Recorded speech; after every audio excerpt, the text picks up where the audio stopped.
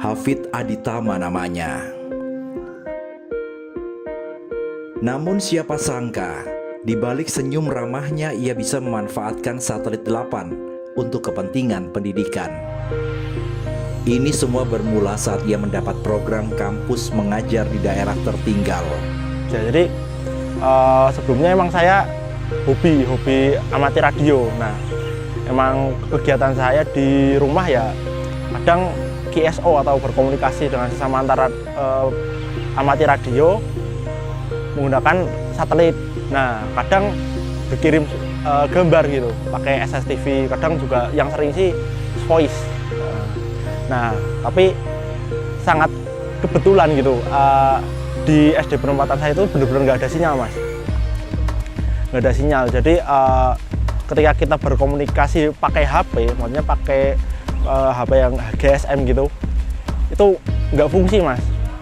Mau SMS, mau telepon juga nggak bisa. Nah, alhamdulillahnya waktu ide saya disampaikan ke orang 8, responnya sangat positif. Sebuah satelit di ruang angkasa jadi media pengirim materi pembelajaran ke desa terpencil, Desa Kalisat Kidul, Kabupaten Banjarnegara. Memutar otak mencari solusi, itulah yang dilakukan Hafid. Berbekal pengalaman serta relasi dalam hobi amati radio, ia pun mengontak Lembaga Penerbangan dan Antariksa Nasional.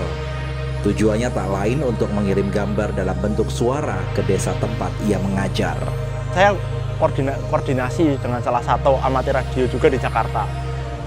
Namanya Om Yono, dia salah satu perancang satelit tersebut. Call sign-nya Yankee Delta Zero November X-ray.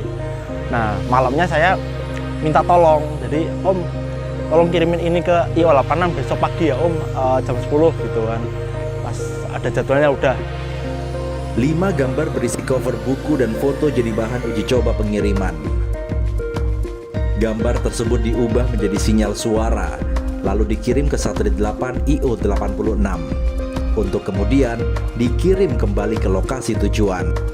Nah, dari gambar di-encode jadi suara itu kemudian dipancarkan ke frekuensi uplink-nya satelit IO86. Frekuensinya di 145880 gitu, Mas. Di frekuensi uplink-nya. Kemudian di jadwal yang sama saya menerima gambar tersebut di SD, jadi Jakarta Banjarnegara. Saya menerimanya di frekuensi downlink-nya. Jadi Om Yono memancarkan dari Jakarta, saya menerimanya di SD 4 Kalisat Kidul itu.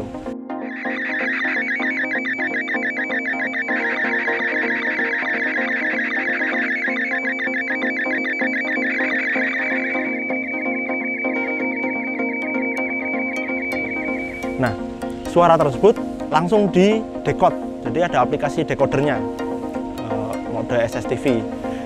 Mode SSTV yang saya pakai itu Robotika 6 sama namanya Scotty DX.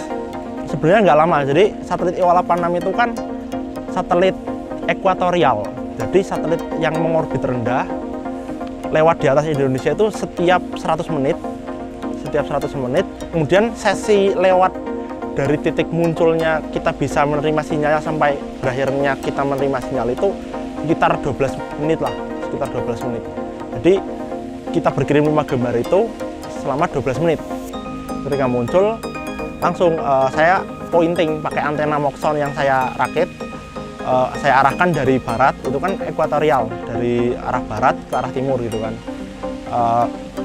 Saya arahkan antena saya menerima suaranya, terus teman saya bantuin ngedeketin mikrofon HP ke HT saya. Pemanfaatan fasilitas pengiriman gambar berupa suara ini baru pertama kali dilakukan di bidang pendidikan sekolah dasar. Teknologi SSTV bisa digunakan meski jaringan digital terestrial tidak tersedia. Hal ini pun sangat berguna bagi sekolah yang ada di pelosok negeri namun tak terjangkau sinyal telepon ataupun radio.